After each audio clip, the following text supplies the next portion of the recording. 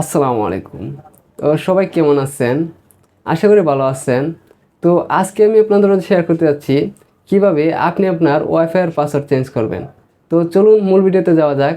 আর হ্যাঁ, মূল ভিডিওতে যাওয়ার আগে এখানে একটি কথা আছে, সেটা হচ্ছে আমাদের চ্যানেলে প্রতিনিয়ত এরকম নতুন নতুন ইন্টারেস্টিং ভিডিও আপলোড করা হয়। আপনি যদি আমাদের চ্যানেল নতুন হয়ে থাকেন তাহলে অবশ্যই চ্যানেলকে সাবস্ক্রাইব করে পাশে থাকা বেল আইকন ক্লিক করে রাখুন। আর যারা অলরেডি সাবস্ক্রাইব করছেন তাদেরকে অসংখ্য ধন্যবাদ।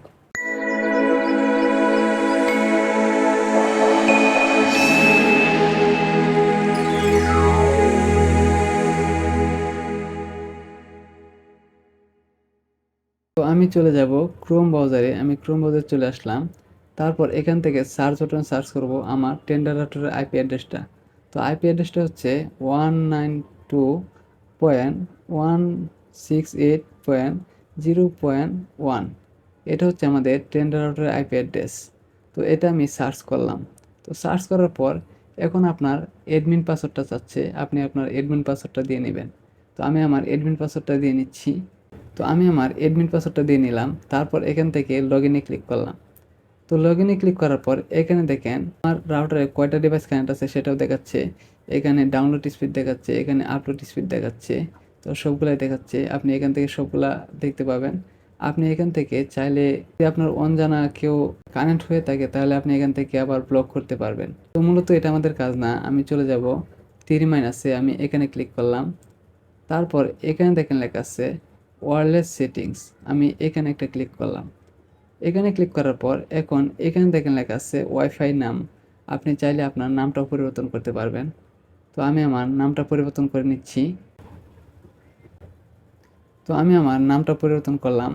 তারপর এখানে দেখেন লেখা আছে সিকিউরিটি মোড, আপনি এখানে একটা ক্লিক করবেন।